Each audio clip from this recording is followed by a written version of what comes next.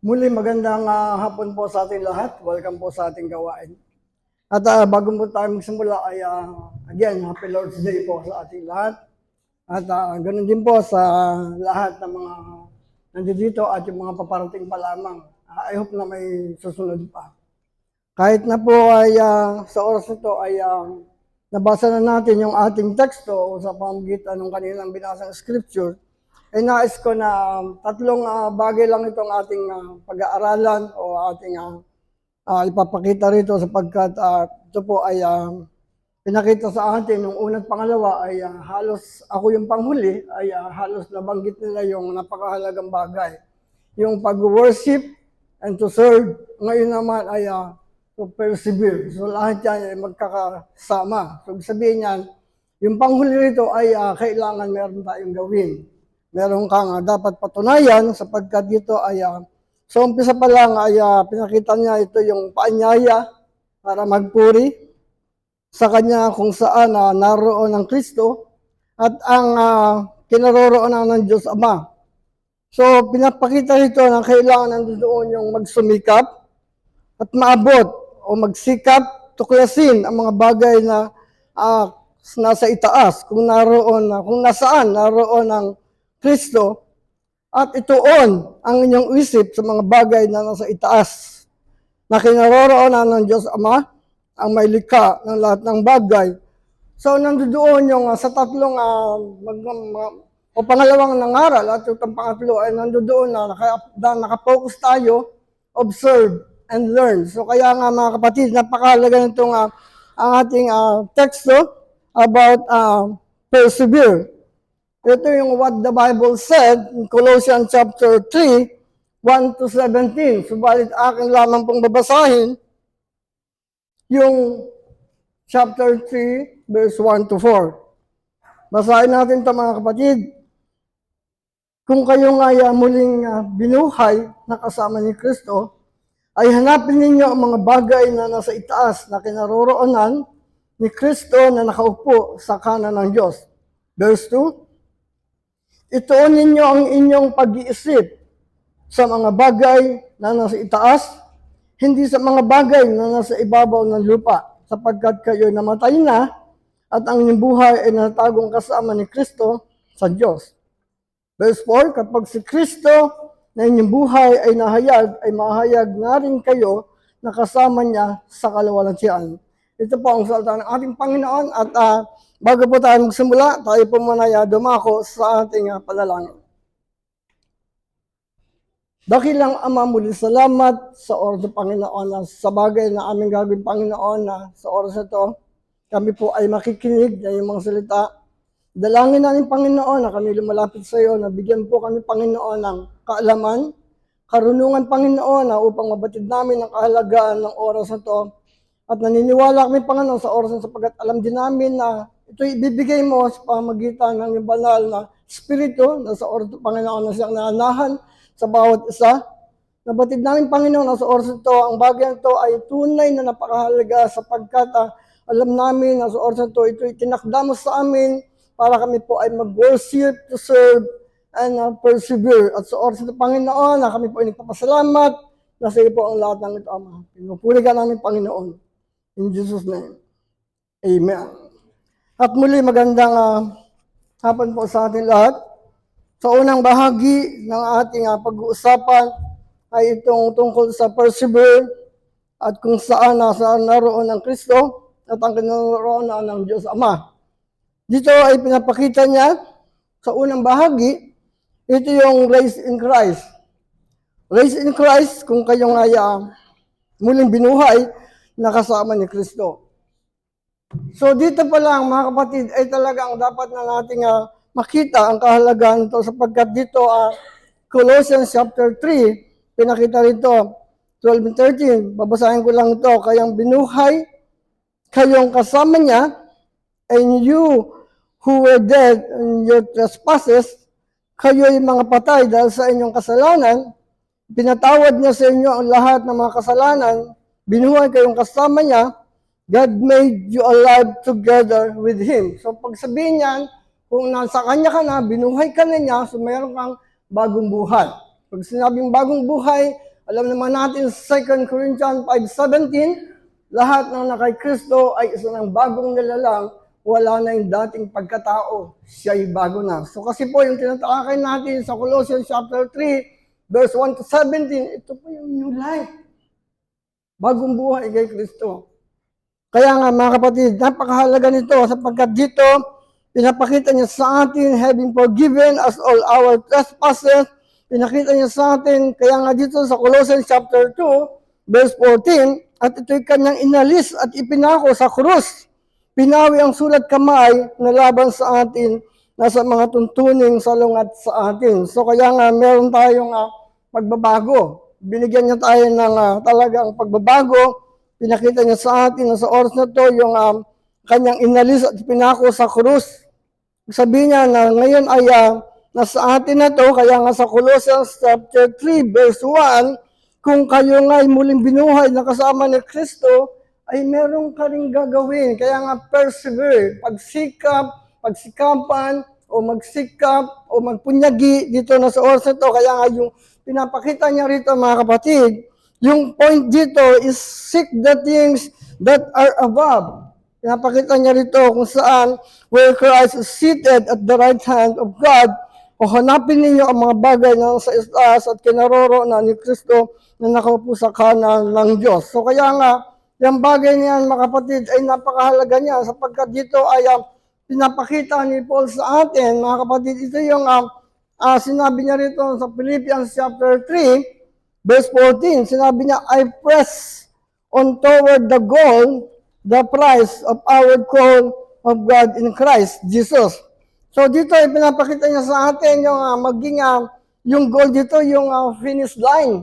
Yung finish line in race. So kaya nga dito ay pinapakita niya sa atin mga kapatid, napakahalaga nito sapagkat dito ay yung bagay na tinitingnan natin dito yung pinapakita niya yung kanyang sinabi rito na nagpapatuloy ako tungo sa mithiin para sa dakilang gantimpalan, na dakilang pagtawag ng Diyos kay Kristo Jesus.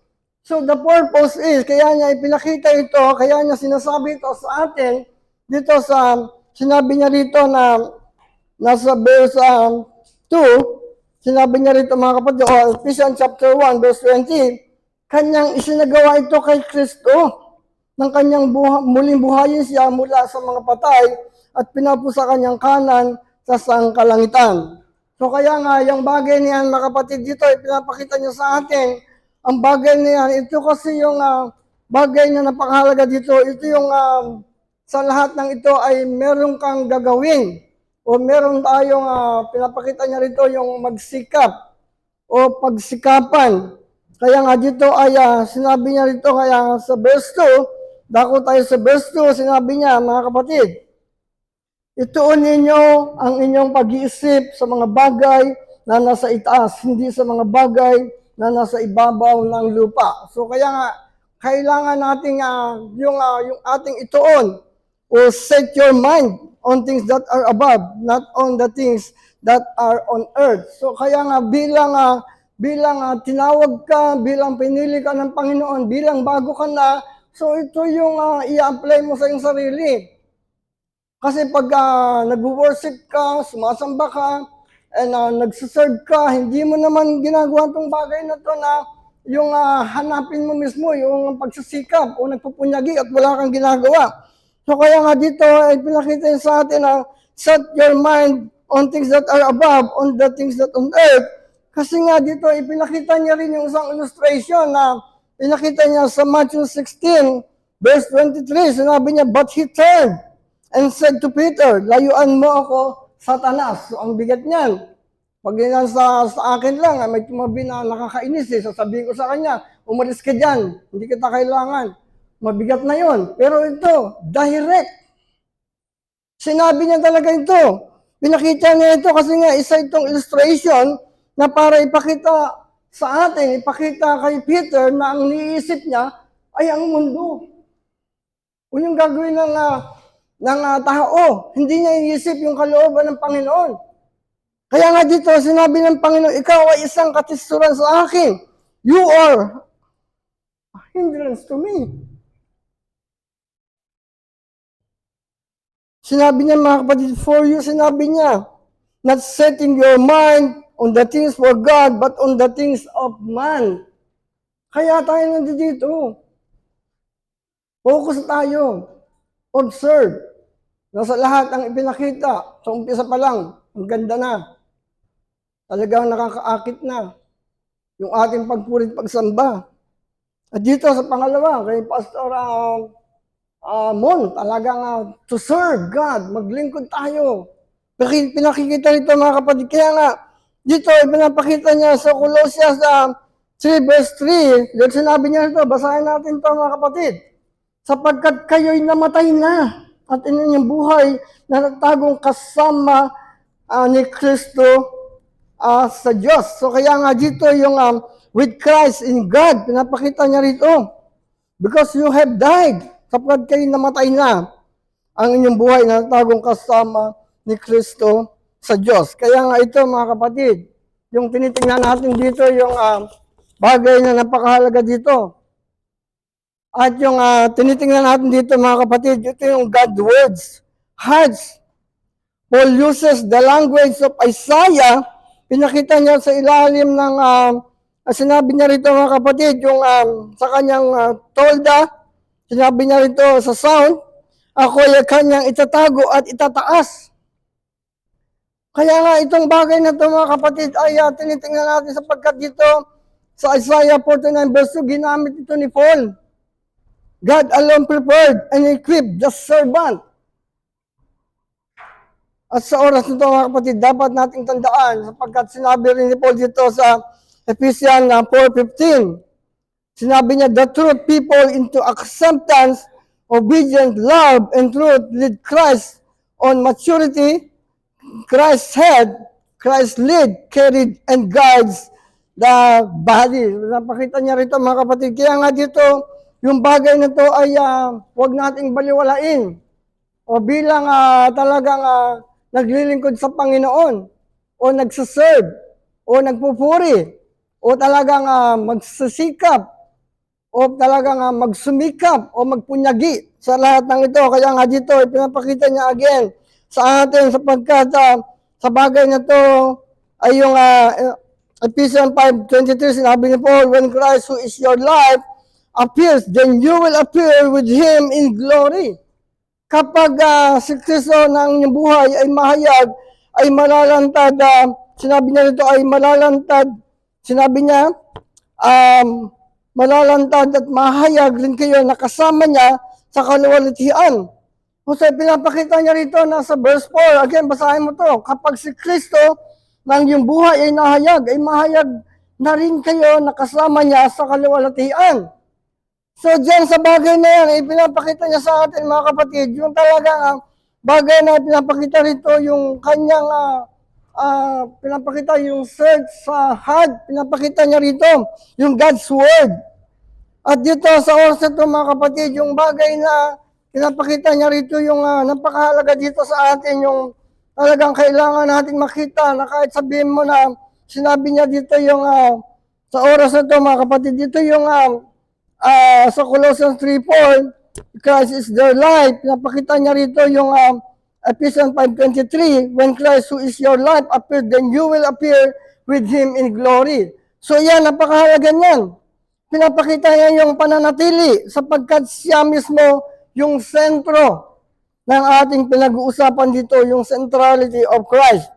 Kaya nga dito sa Colossians, ito ay patungo o ito yung masabi natin na interview o yung pananaw dito bilang Kristiyano, si Kristo mismo yung sentro ng kanilang buhay. At dito mga kapatid, ito yung perfection of glory, yung kaganapan, husay galing. So will be theirs na siya ay naroon o nasa kanila yan. So ito yung pinapakita sa atin na kailan po ba mangyayari ang bagay na ito. So dito, pinapakita niya when Christ return, when they appear in glory, sapagkat sa pagbabalik ni Kristo, ang Kristo ng Diyos, yung Christ of God. So kaya nga, yung bagay niyan mga kapatid, ay tinitingnan natin. Nasa oras na sapagkat dito, again, sinabi niya dito na sa 1 John 1 John 28. At ngayon, mga anak, sinabi niya, manatili kayo sa Kanya upang mahayag siya ay mahayag kayo na pagtitiwala at hindi mapahiya sa harapan niya. Sa verse 5, sa verse 8, 9, verse 10 to 11 to 12, ay yung pinapakita dyan, mga kapatid, yung sa kanyang pagdating. Kailangan na nandoon yung abide in Him. Sinasabi niya, if Christ appeared, so that in your life, He will appear also with Him in glory at His coming.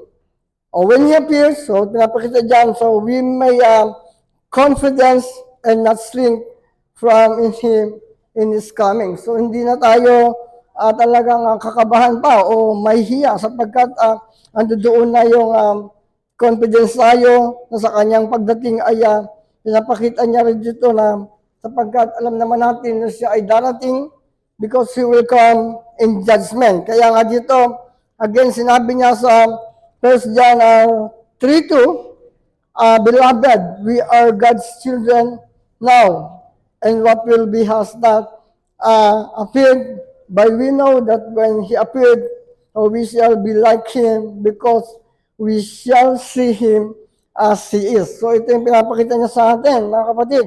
Kaya nga dito yung kailangan lang natin ipakita na sa lahat ng ito na siya talaga yung darating at pinapakita niya rito na siya yung mag-a-appear, pero kailangan lang natin na having glorified bodies that will never sick or grow old or die and being completely without sin.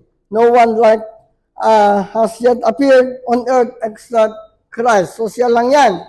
So kaya nga dito mga kapatid, yung pinapakita niya sa atin, yung bagay na to ay napakahalaga sa lahat. So kaya nga, pinapakita niya sa atin na sa oras na to mga kapatid, yung tinitingnan natin dito yung pinakita ni Paul sa Philippians 8-9. Sinabi niya na dito mga kapatid ay napakahalaga nito. Yung basahin natin yung Philippians 4.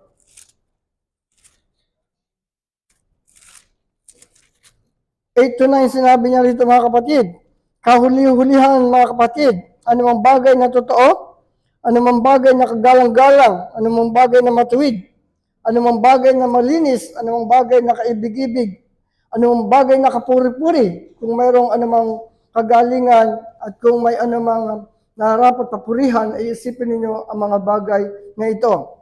Ang mga bagay na inyong natutunan, tinanggap, narinig at nakita sa akin, ang mga bagay nito ay gawin ninyo, ang Diyos ng kapayapaan ay sa inyo. So ipinakita niya dyan sa atin mga kapatid, ang bagay na yan na napakahalaga, kaya nga dito ay tinitingnan natin na hindi masayang ang lahat ng ito na humantong sa wala o humantong sa paglabas nyo ay wala kayong bit-bit, wala kayong dinadala. Kaya nga dito ay pinapakita niya sa Colossians chapter 3, verse 1 to 4. Ito yung pag sinabi natin persevere, sinabi niya rito according to Matthew Henry. Sinabi niya rito na Colossians chapter 3, verse 1 to 4. Sapagkat ito yung sinamarize na natin, we must walk the more closely with God. Ipinakita niya sa atin ito sapagkat para ito yung taglayin natin na sa ating pagpurit, pagsamba at paglingkod, sa ating pagsasikap o pagpupunyagi, ay kailangan mo rin talaga ito. Dahil ito yung sinabi ni Matthew Henry sa kanyang commentary. So dito, pinakita niya sa verse 5 and 7, is our duty to mortify our members. Ano ba itong mortify sa to? Ito yung hiyain, libakin, o talagang kailangan na pakita mo, sawayin, kung talagang hindi maayos yung kanyang ginagawa. Kaya nga dito, again, sinabi niya sa verse 5, pinakita niya rito sa verse 5, basahin natin to. Sinabi niya rito mga kapatid, patayin ninyo ang anumang makalupa na sa inyo, pakikiapid, karumihan, masamang pita, masamang pagnanasa at kasakiman na ito'y pagsamba sa mga Diyos-Diyosan. So pansinin ninyo, ito yung mga tugon na pinakita ng unang nangaral. Pangalawang nangaral, ito yung pinakita sa atin na talagang bigyan natin ng pahalaga sapagkat dito ay meron tayong gagawin. o meron kang talagang dapat pagsikapan. At dito mga kapatid, sinabi niya again, talon tayo sa verse 8, sinabi niya rito, ngunit ngayon ay itakwil ninyo ang lahat ng mga ito, galit, puot, masamang pag-iisip, pananalita, at maruming pananalita mula sa inyong bibig. So yan ay pinakita niya dyan sa atin mga kapatid, yung bagay na napakahalaga dito, yung kailangan mo talagang bigyang pansin sapagkat itong oras na to ay pinapakita niya sa atin yung bagay nito is ito yung masasabi natin our duty. Kailangan gawin natin yan. Kailangan pag sinabi niyang patayin ninyo, patayin, hiyain, libakin, so pinapakita dyan, lahat ay kailangan mo itong taglayin o gawin. Kaya nga dito, again, sa verse 8, ngunit na itakwil ninyo ang lahat ng mga ito, galit, puot, masamang pag-isip, panlalait, maruming panalta mula sa inyong bibig. At talon tayo again dito sa verse 12. Kanina ay sinabi, itakwil natin yan. Sinabi kanina talagang alisin natin yan. Iyan na yung duty natin. Kailangan gawin mo yan. At dito naman ay pinakita niya sa verse 8. Sinabi niya na we are multiplying ordinance, put them all away. Ito yung anger, wrath, malice, slander, and offense, talk from your mouth. Yan yung tinutukoy niya dyan na hiyain at libakin. Sapagkat dyan ay walang pumipigil sa matinding damdamin. So kailangan mo lang yan patunayan sapagkat dito, talon muna tayo sa verse 11, sinabi niya rito mga kapatid, there is no status direction among the new covenant people of God. Pinakita dito ni Paul na Paul shows that Jesus, who is all in all, bind all Christians together in quality respective of such difference. So kaya nga again, ito yung bagay na pinapakita sa atin dito sa ating pagpurit, pagsamba, sa ating paglilingkod, sa ating pinapakita sa oras na ito, yung persevere, ay kailangan na nandoon yung pakita natin sapagkat dito sinabi niya, put on as the God's chosen, as holy and beloved, compassionate, heart, kindness, humility, meekness, and patience. So nabanggit yan kanina ni Pastor Mon. So yan ay napakahalaga sa atin. Kaya nga dito, kung meron siyang pinaalis, meron naman siyang kailangan mong gawin. Kailangan mong talagang isaayos. Sinabi niya rito, put on them as God chosen, as one holy. Kaya nga dito sa verse 12, bilang mga hinirang ng Diyos, mga banal at binamahal, magbihis kayo ng kahabagan, ng kabaitan, ng kababaang loob, ng kaamuhan at katyagaan. So kaya nga bilang naglilingkod tayo, o bilang masasabi natin sa ating topic ngayon na persevere, so kailangan gawin mo ito na sa verse 13, pinakita niya, pagtiisan ninyo ang isa't isa, at kung ang sino man ay may reklamo laban sa kanino man, magpatawaran kayo sa isa't isa.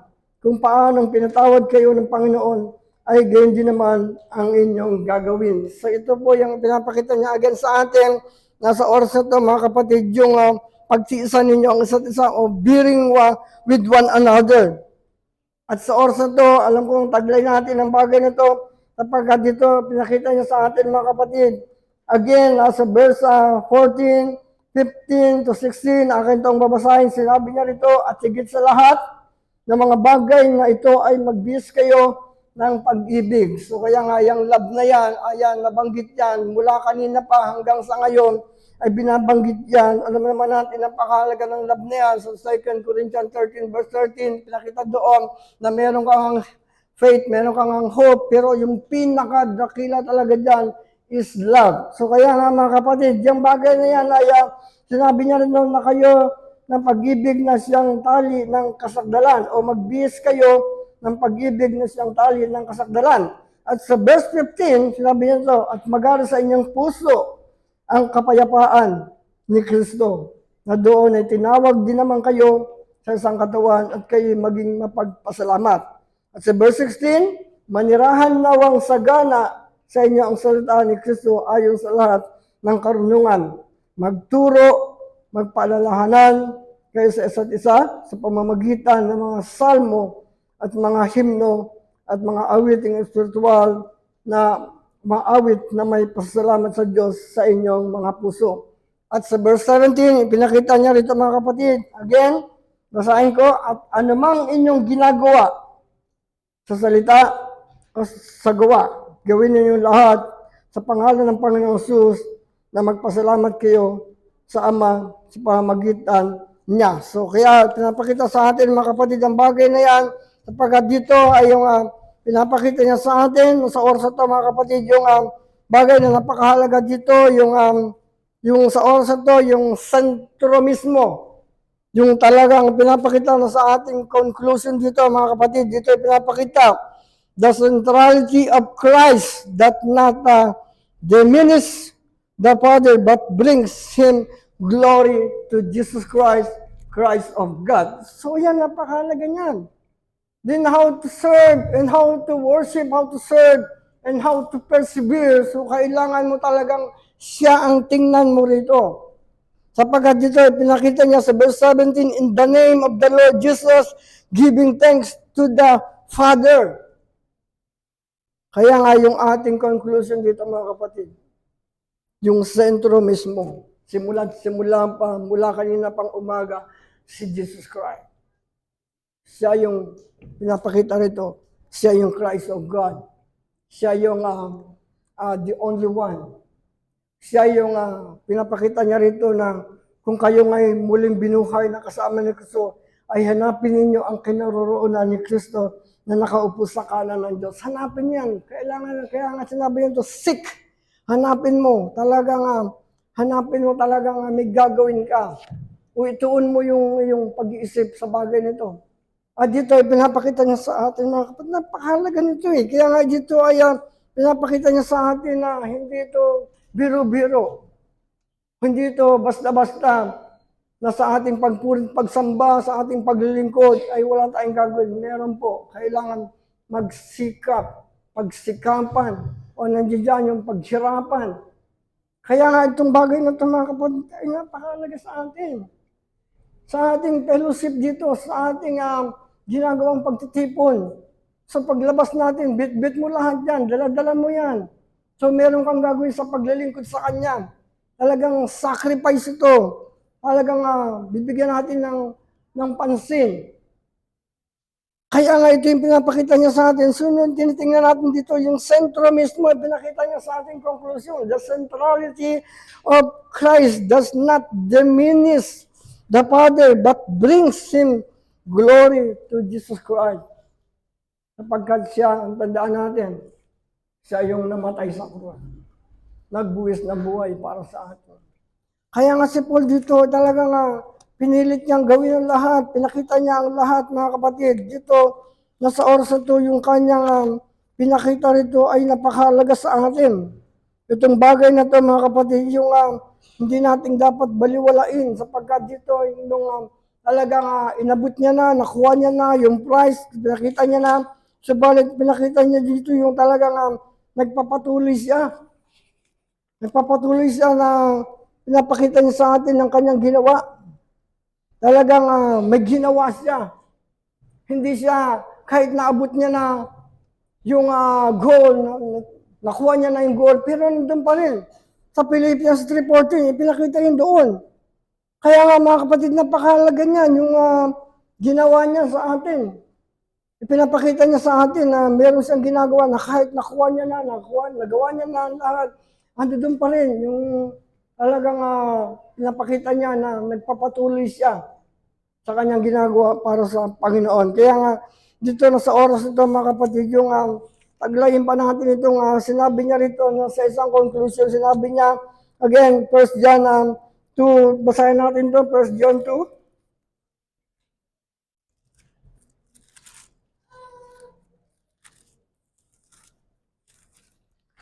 First John 2, sinabi niya rito mga kapatid.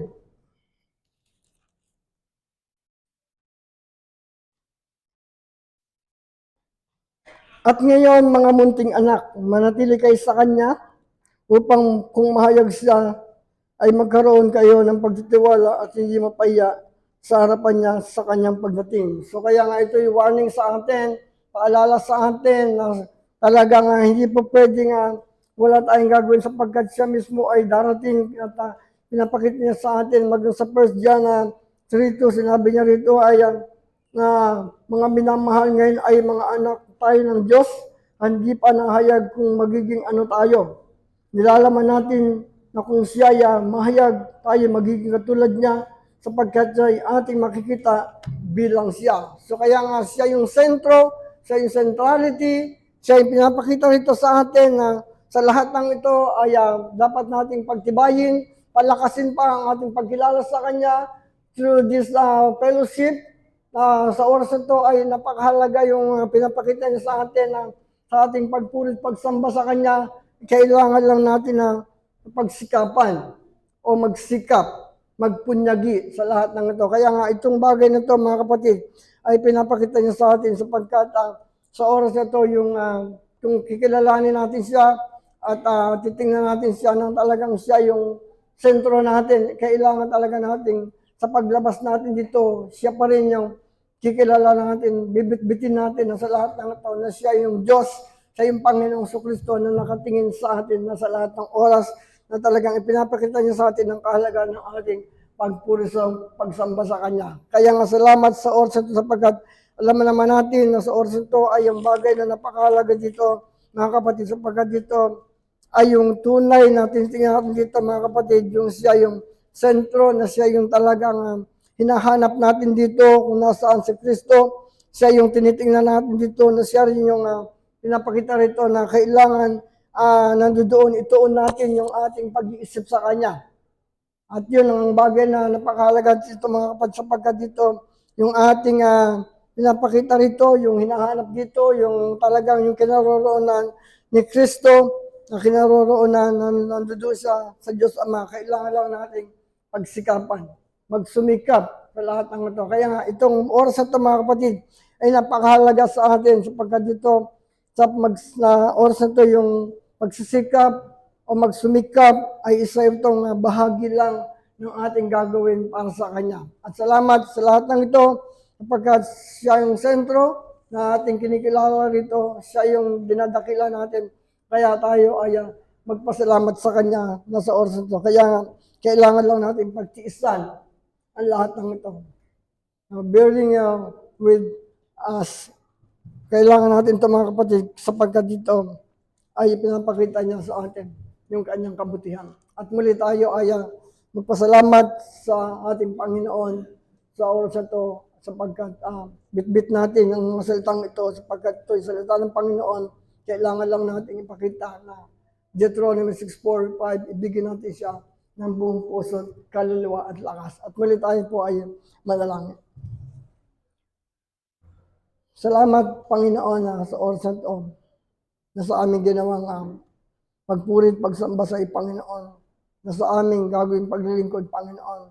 Kailangan talaga namin pagsikapan, magsumikap, Panginoon, na sa oras ito. Lahat kami narito, Panginoon, hindi sa mga bagay na sa mundong ito, Panginoon, kami nakatingin, kundi sa iyo lamang. At salamat sa oras ng Panginoon. Sa bagay na ito, kami po ay labis nagpapasalamat. At alam namin sa lahat ng ito, na sa iyo po ang lahat ng ito. Pinupuri ka namin, Panginoon. In Jesus' name. Amen.